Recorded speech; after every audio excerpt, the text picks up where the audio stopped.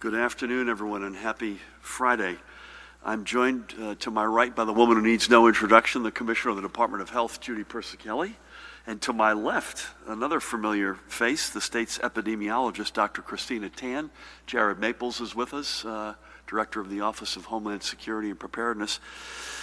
Colonel Pat Callahan is not with us, but it's for good reason. And that is his son Ryan is getting married literally as we speak to Megan. So we wish Pat and Linda Callahan and the newlyweds, or about to be newlyweds, Ryan and Megan, nothing but the very best. Pat has assured Judy, Tina, and me that it is being done in a small, socially distanced, compliant fashion. So hats off to Team Callahan. Now, on a very much more serious note, but staying with law enforcement, I will say that I am shocked and disgusted by the despicable and cowardly actions of an individual or individuals, we don't know yet, who fired 6 rounds into the house of 2 Camden police officers last night while the couple was at home with their 10-month-old child. Again, these are husband and wife, members of law enforcement. Thankfully, no one in the family was hurt, but now we need to find those responsible for this heinous act and bring them to justice. Our police are not just the women and men who protect our communities. In many cases, they are members of the very communities where they serve. They are our friends. They are our neighbors. I urge anyone with any information to call the Camden County Police Department at the numbers you see there, 856-757-7042, or the Citizens Crime Commission tip line, which is 215-546-TIPS, or 215-546-8477. And in the meantime, we will keep both mom, dad, and the 10-month-old in our prayers.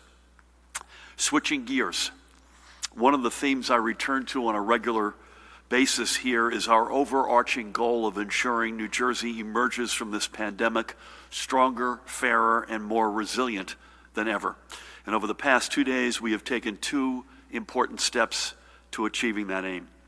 Earlier today, I was in Newark to sign into law the strongest environmental justice measure in the entire country. As you can see, I was not alone up there. A much needed and long overdue reform that will ensure that long overlooked communities that had been previously condemned to life with polluted air and water are given a voice in the development proposed for their neighborhoods. It will ensure that doing right by our communities is in balance with doing right by our economy. And as we continue to fight this virus, the importance of environmental justice cannot be overstated. And Judy, you've said it, I think, literally every day we've been together.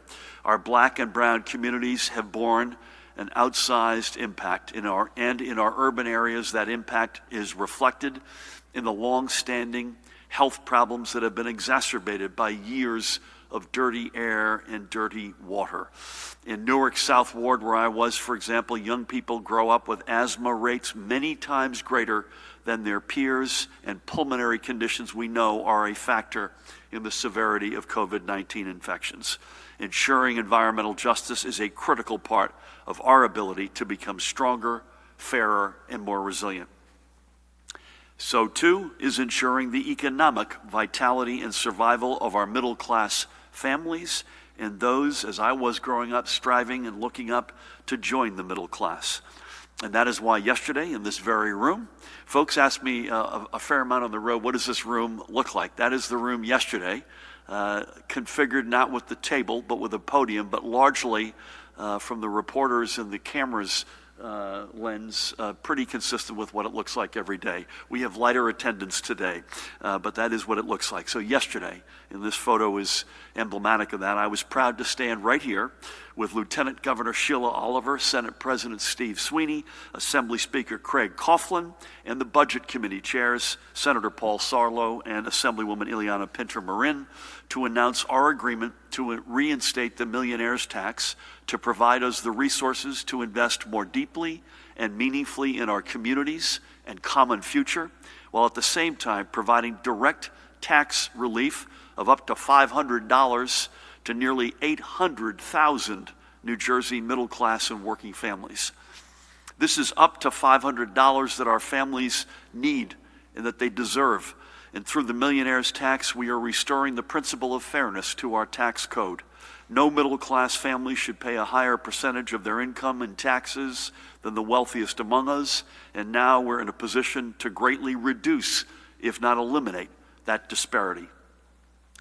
While these two advances aren't directly related to each other, they are both critical parts of the stronger and fairer New Jersey we need to be. They are about our future and investing in a shared vision where every community has equal access to opportunity. On both counts, I want to reiterate my thanks to our legislative partners and colleagues for their exceptional collaboration. Now, moving on and switching gears again, we put the eye chart up, Judy, that we put up every Friday. Let's take a look at the latest statistics from our Community Contact Tracing Corps. Over the past week, we added an additional 29 contact tracers to our team for an updated total of 1,864 tracers currently on the ground and working. Statewide, we are now at 21 contact tracers for every 100,000 residents, and Passaic and Salem counties have already met our second benchmark of having 30 contact tracers for every 100,000 of their residents. And Cape May, where I was happily yesterday, Cumberland and Mercer are at or above 25 per 100,000. This past week, we did see a downtick in the percentage of contacts who refused to cooperate with our contact tracers. And while more than half of those our contact tracers get in touch with still refuse to work with them, this is at the least an encouraging sign after the past several weeks.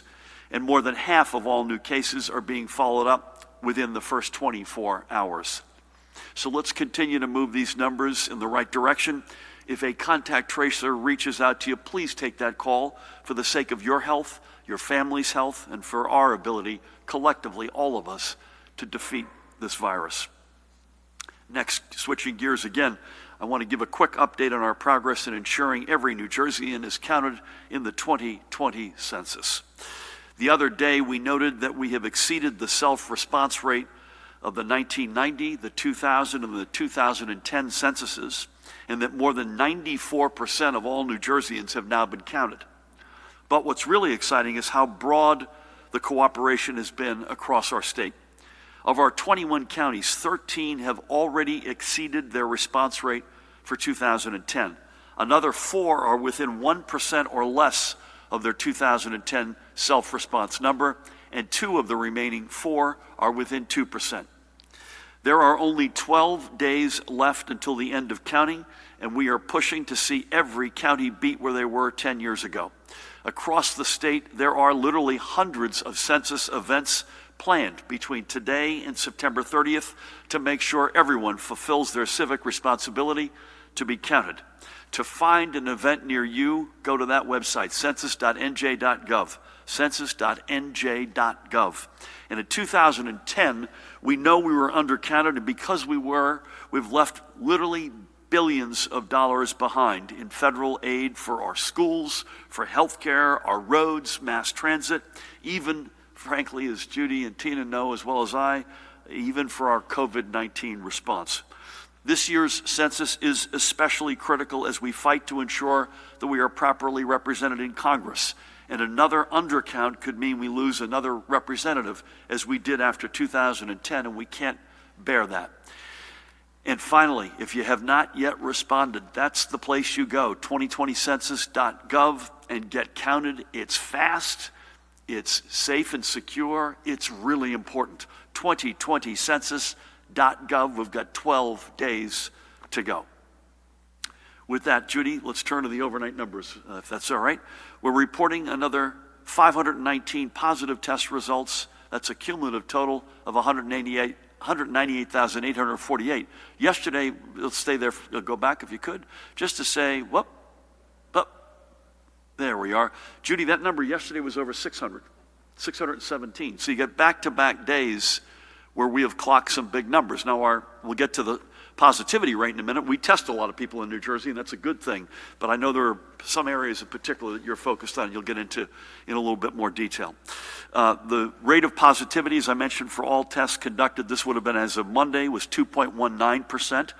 So that's a little bit better than it was yesterday. I would still love to see that number get as close to zero as we can.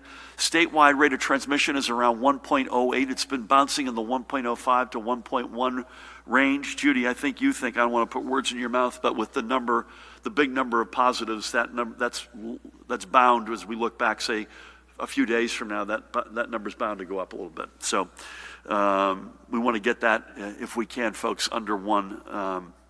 In our hospitals, combination of 221 known COVID positive patients, another 192 persons under investigation awaiting test results. That's a total of 413, 73 of whom were requiring intensive care, 36 required a ventilator. And sadly, we are reporting 5 additional deaths today, bringing the total for the state cumulatively to 14,270 lost lives. The number of probable deaths, Tina, remains at 1,791. All of the deaths the 5 we're reporting today are actually from the past 5 days. 2 are from September 15th, 1 each from the 13th, 14th, and 16th. And again, at the risk of comparing apples to oranges, as we say every time we refer to this, our hospitals reported 7 deaths yesterday. Again, they are not included in these confirmed numbers, but we want to give you some sense of what the spot reality looks like. So as we do every day, let's take a couple of minutes to remember 3 more of the blessed New Jersey souls we have lost over the past 6 months. Today we begin, and I don't use the word legend lightly, but this guy, by all accounts, was a legend. We remember a West Orange guy through and through, the legend Joseph Joe Soriano, who was a longtime English teacher and track coach at West Orange High. That he ended up there is no mystery. Joe was a West Orange native, a state high school track champion in the 100 meters, and an All-American in college. He started his teaching career at West Orange High in 1969 and would remain a fixture there for a few years, 46 in fact, retiring in January of 2016.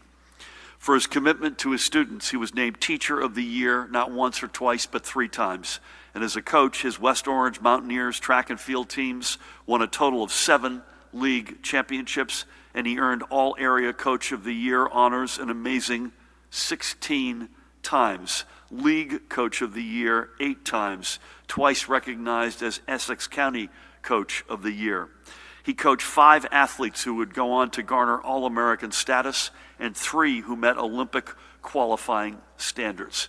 For all of this, there is little wonder that the track and football field at West Orange High was dedicated as Soriano Stadium in his honor. His legacy will also live on through the Soriano Family Scholarship. When he retired, one of his colleagues said Joe was, and I quote him, "a rich man in every way it matters." And for Joe, even more than his students, that wealth was measured in his love for his family. He leaves behind his wife of 50 years, Marlene, and their 2 daughters, Stephanie and Nicole, and I had the enormous honor on Wednesday of speaking with all 3 of them. My wife Tammy had sent Marlene and Nicole a note right after Joe passed a few months ago, and it was an honor for me to speak with all 3. He also leaves his son-in-law, who was Nicole's husband, Joseph, and he also leaves 2 granddaughters, Avery and Dylan. He also leaves many other extended family members, friends, and of course thousands of grateful students and student athletes. Joe was 73 years old. Thank you, Joe, for your years of dedication to the youth of West Orange. You made your hometown and all of us in this state very proud. May God bless and watch over you. Next up, we recall Antoinette Tony Tosco, who spent her entire life in Bridgewater in Somerset County. Tony was 77 years old. Antoinette was a trained horticulturalist, turning a love of the outdoors that started with her membership in the Somerset County 4-H as a child into a lifelong vocation. She started her career at the lush Duke Botanical Gardens in Hillsborough before going on to serve more than 25 years with the Somerset County Park Commission, where she helped manage the 33-acre Buck Garden in Far Hills, considered not just one of the state's, but the nation's finest gardens. Tony is survived by her sisters, Rosemarie and Jean, and I had the great honor of speaking with them, and one of them made the point to me, Judy, that Tony, when it came time to either pick outdoor work at home or indoor, making beds or doing dishes, Tony jumped at the outdoor opportunity, leaving the rest of the stuff for her two sisters. She's also survived by her nephew, Dr. Anthony Raddick, and niece, Colonel Nicole Raddick Dobson, who's a medical doctor, along with her great-nephews, Michael and Ian, and great-nieces, Dana, Destiny, and Claire. Tony spent her life making the world a beautiful place and giving us all a reason to slow down and to stop and enjoy nature. We thank her for sharing her gift, and may God bless her and her family. And finally, for this week, we remember this guy, South Toms River's Rocco Sanfelipo, who we lost at the age of 69. He was born in Tunis, Tunisia, in northern Africa, but came to New Jersey as a child and was a graduate of Toms River High School South. Rocco actually had two careers. The first as a chemical operator with Ecolab, and the second as the owner of Rocco's Bella Vita Pizza in Toms River.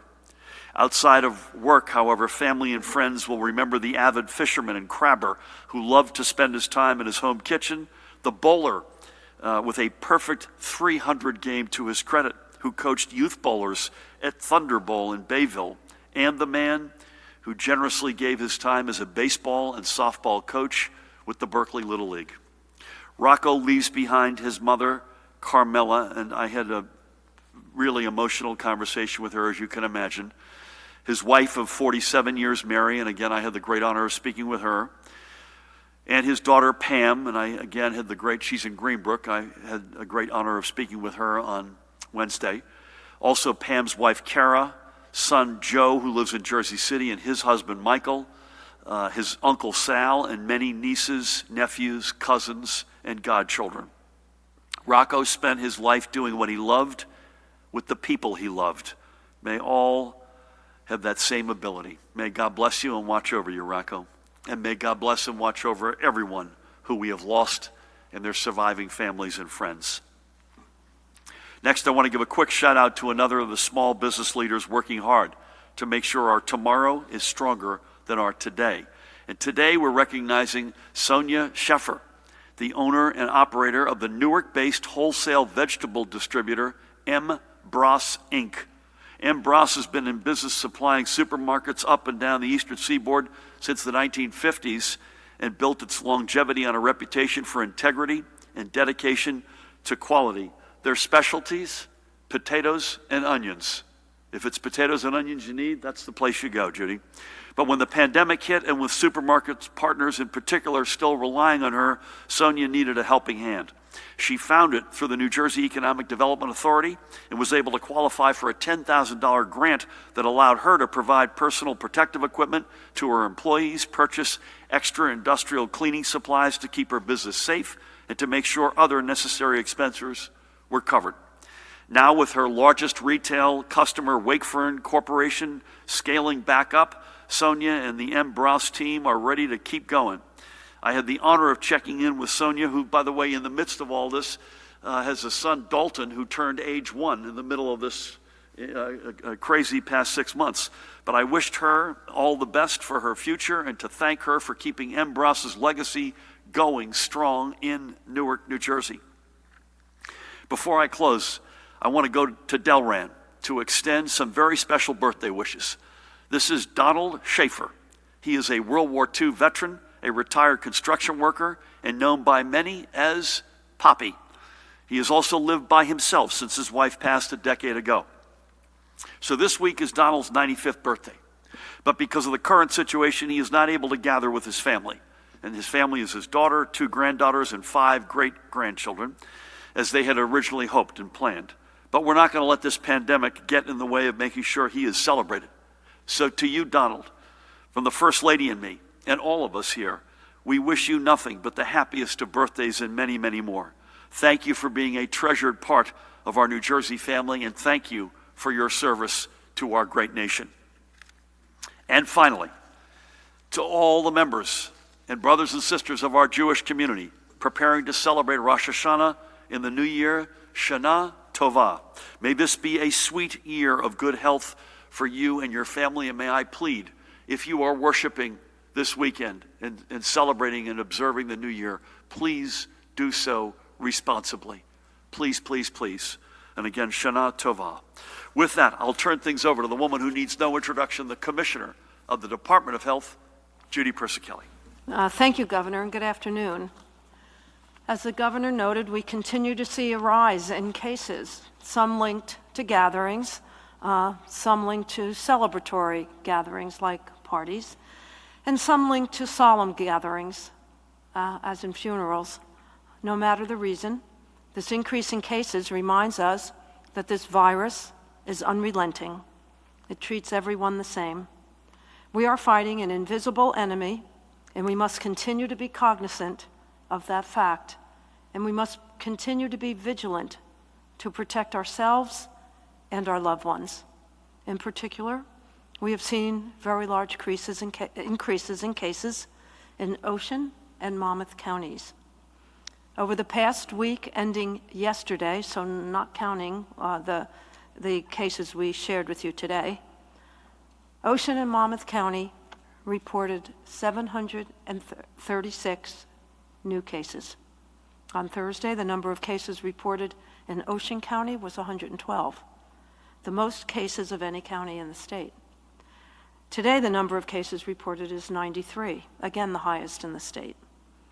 To assist Ocean County's investigation efforts, we are boosting their resources with 4 redeployed contact tracers to help investigate this large number of new cases. In Monmouth County, yesterday we received reports of 83 new cases, and today another 51 new cases, the second highest in the state. Of the cases in the state that we reported yesterday, young adults and adolescents represented the largest percentages. About 27% of these new cases were among 20 to 29-year-old residents, and about 17% are among 10 to 19-year-olds. Today's cases are following the same trend, with more than 33% of the new cases among 18 to 29-year-olds. Case investigations are just beginning for these new reports. Public health investigators will interview each individual, ask where they have been and who they have been in contact with. As the investigation progresses, we will learn more about their exposures and if there is any common link among the cases. We cannot let our guard down. We must keep up all public health measures that have allowed us to flatten the curve of COVID-19 in our state. Stay at least 6 feet apart. Wear a face covering. Wash hands, often with soap and water, or for at least 20 seconds. If soap and water are not readily available, use a hand sanitizer that contains at least 60% alcohol. Cover all surfaces of your hands and rub them together until they feel dry. Avoid touching your eyes, your nose, your mouth with unwashed hands. And please stay home if you are sick. Moving on to my daily report, as the governor shared, our hospitals report 413 hospitalizations, with 73 individuals in critical care, and 49% of those individuals are on ventilators. Fortunately, there are no new reports of multisystem inflammatory syndrome in children. There are a total of 57 cases in our state. The governor reviewed the new cases and deaths. In terms of deaths, the breakdown by race and ethnicity is as follows: white 54.1%, black 18.3%, Hispanic 20.3%, Asian 5.5%, and other 1.9%. The state veterans' homes, the numbers remain the same as they do in the psychiatric hospitals. Our daily percent positivity as of September 14th is 2.19%. The North reports 1.66%, Central New Jersey 2.66%, and the southern part of New Jersey 2.65%. That concludes my daily update. Stay safe and remember, for each other and for us all, please take the call. Thank you. I admit that just before you said don't touch your eyes, I had just touched my eyes, so I'm going to go out and, right when as I leave here, put put some of the alcohol-based fluid on. As I mentioned, Pat is not here for a good reason, and we keep the Team Callahan and the bride and groom in our prayers. Wanted to just say a couple of things. Pat said there was really no overnight compliance issue of note. Our forest fighters are still out there. Oh, thank you. Do this right now. Excuse me. Thank you very much. You're welcome.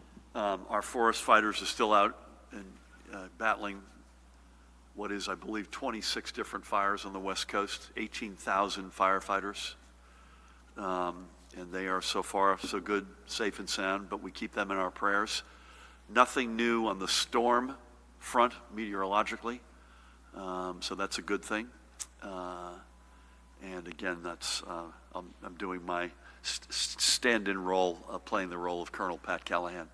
We'll be virtual, Mahan, this weekend, and we will be at 1 o'clock on Monday, unless you hear otherwise. There is a White House VTC, but it will be, at the moment, scheduled for after that. So unless you hear otherwise, we'll be at 1 o'clock.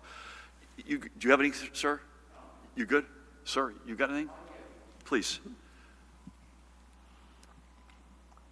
112 new positive test results were reported on the COVID dashboard yesterday for Ocean County, the first time in weeks that any county is broken into triple digits.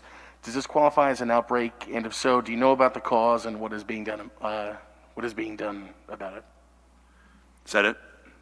Yeah, I think, Judy, you addressed this, but I think it's worth repeating because, as you rightfully point out, that's a triple-digit day, and we haven't had many of those for any county in a while. Please. Well, maybe... Tina, anything you want to add to that? I'm Yeah. not used to having you on the left, so I apologize. I was looking to the right there. Yeah, we are certainly concerned about the increase in Ocean County, and we're in the process of working with the local health department to better characterize what's been going on. But to reiterate what the commissioner has been saying, we've been finding some very common patterns with regard to, why we're seeing increases in cases. A lot associated with gatherings, and it's a point to raise that you can definitely gather socially. We're coming up with holidays coming up as well. You can gather safely, and we just have to remember the same simple mantras we've been saying this entire time about the social distancing, the masks, and the appropriate hand hygiene. And again, the other trends relate to the younger populations. And again, we have to stress that continuous everyday preventive measures and the same measures that we've been saying this entire time. I hate to, Tina said it well. I hate to beat this again and again, but you said it in your remarks. It's the basic stuff. We don't have therapeutics. We don't have a vaccine. So what we're left with is a very basic but effective set of parameters that if we live by, we'll be okay. And again, particularly as it's gotten cooler, and it's going to be cooler this weekend, people are going to be more likely to be indoors than out. We've got a religious holiday, obviously, so you've got probably a heavier worship reality this weekend, but socially distanced, wearing the face masks, washing hands with soap and water or the disinfectant, which I just did, the basic stuff, Tina. We cannot get off of that. I would love nothing more than to be able to say we're out of the woods, you don't have to do anything anymore. It's just not the case, and we've got to make sure that we don't let our guard down, and that's well said, and that's my personal. Anything you want to add to that? We've said it all, I guess. Thank you. Brent. Hello. Good afternoon. So while we are seeing cases rise, hospitalizations and death are clearly remaining relatively stable. Why is this, and is this at least a good sign out of all of this? Then 3, Governor, on the new budget plan. The money for the new tax rebate is going out next summer just before you and the legislature are on the ballot. Republicans are already calling it an election year gimmick. What is your response to that? The millionaire's tax is bringing in $390 million next year, and the rebate costs about $350 million, according to sources. It can be criticized as a pretty transparent wealth transfer. Do you have a response to that? And there are plenty of folks with income below the threshold who don't have children or their children are grown, and they're excluded from this new deal. What was the thinking behind having only people with dependents? So the first one, which I think is a really good, not that the other ones aren't good, but the first one on the is this a good sign? And I would just say, as the I've got experts on either side of me, the system is working for the most part. The one hole in the system is we don't have enough people answering the phone call on the contact tracing piece. But whether you're looking at this through schools, through the lens of local health authorities, at the state level, the system feels to us as though it is working. That does not mean that there is not concern. That does not mean that every one of these outbreaks that we try to track, and Judy and Tina and their teams try to track, are not of enormous importance and significance. The positivity rate, I mentioned this earlier, being just a little bit over 2, while it's higher than we may like, it's among the lowest in the country. And so it does speak to the sheer capacity and volume of our testing reality in New Jersey. But I get concerned, again, as we migrate indoors. I worry that folks also begin to sort of take it for granted, for lack of a better phrase, and that concerns me. I'll speak for myself. But Judy or Tina, anything you want to add? Do you see the silver? I guess Brent's question is the silver lining here real, and is it worth it? I think we're seeing a large percentage in younger individuals, so that might not correlate with the hospitalizations. We do alert pediatricians and hospitals to be concerned about multisystem inflammatory syndrome, although those numbers are holding. The overall numbers and per 100,000 are high, and it is concerning. Tina? Yeah, because again, this kind of demonstrates the change in the epidemiology here in New Jersey, that we're starting to see more younger individuals become infected. And we have to remind everybody that while it's true that younger individuals are less likely to develop complications or more severe illness associated with COVID-19, the fact is that, even though they themselves may be potentially be okay in terms of not having serious illness resulting in hospitalizations, they pose a risk to other individuals who might have underlying medical conditions, older individuals, because we're still seeing deaths, and the fact that we're still seeing deaths and that we're still seeing hospitalizations is still a cause of concern, even if they're lower in number. Judy and Tina, it's fair to say that we know light years more than we know about this than we knew 6 months ago. Yeah. And so the medical community, not just in New Jersey, around the country and around the world, it's a different reality than it was in March. And that's largely a better reality. Not just our numbers are better, but there's just an enormous amount of knowledge that's been built up over that period of time. A couple of quick comments on the budget questions, and again, we're still crossing the T's and dotting the I's on the budget overall. So I'll speak just specifically to what we announced yesterday. Anybody who gets that check will not view it as a gimmick. This is putting money into the backbone of our state, the middle class, and those who dream and aspire to get there. Let's say a couple of other things. I didn't set the tax filing dates or when you get your refunds, right? So you have to file by April 15 in a normal year. We did not have a normal year this year, admittedly, and you get your refunds over the course of the summer. That's not my schedule. That's the schedule that has been in place forever and always.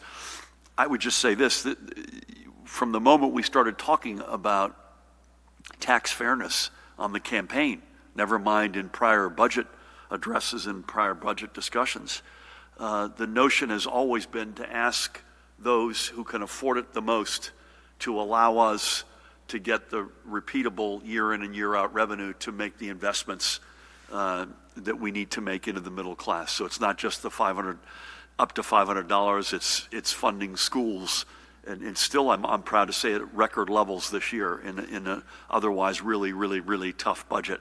It's funding healthcare, it's funding housing, whatever, affordable housing, whatever it might be. That's always been the mindset that has surrounded this. And as I said, it is not only about this rebate. That is a really important piece of this, but This allows us to make investments, whether it's a direct payment to folks who need it the most, or whether it's helping us fund K through 12, pre-K expansion, healthcare programs. It is going exactly to the uses that we need as a state. And as it relates to your last fair question is, in addition to what I just said and all the programs that impact everybody in this state, like education and healthcare, we have an enormous amount of investments into the folks who are living below the poverty line, who are up against it, whether it's the environmental justice bill today, whether it's the notion of baby bonds, whether it's that healthcare premium that we have now taken the disproportionate amount to direct to folks who could not prior to this afford or access health care. This is one piece of a much broader mosaic of that stronger and fairer agenda. So thank you. With that, I'm going to mask up, if that's all right, folks. Judy, thank you. Tina, thank you as always. Again, we wish Matt Plakins here. Matt, thank you. Jared, I mentioned. Mahan, we wish Pat Callahan the very best in absentia. I guess the plea I would close with is the one we sort of have been hitting today, right? Which is, please don't let your guard down. We've come an enormous distance in over the 6 months that we've been at this. Let's keep up the diligence, keep up compliance, keep up, and it's simple, basic stuff. It's not complicated. The complicated part is the human nature element of it. Can we stay at it? Can we prove that not only did we get over the past 6+ months to a place unlike any other American state, but that we can stay there and get even better, especially as we begun to open up again. A lot of folks said, please try to open our gyms. We did that. We want indoor dining. We've done that. We want to get back to school, have our kids enjoy that, at least in a hybrid format, what it feels to be back in person at school. We've done that. And so because we've been able to do that, we can't just as a result of that feel like we've gotten through this. We have to stay at it. And again, particularly in this season, particularly again, Shana Tova, we wish everyone in our Jewish community a blessed Rosh Hashanah, but there will be worshiping even at a higher level than normal. Please, folks, do that responsibly. With that, we'll be with you virtually tomorrow and Sunday, unless you hear otherwise. And otherwise, we'll be back here in person at 1 o'clock on Monday. Many thanks.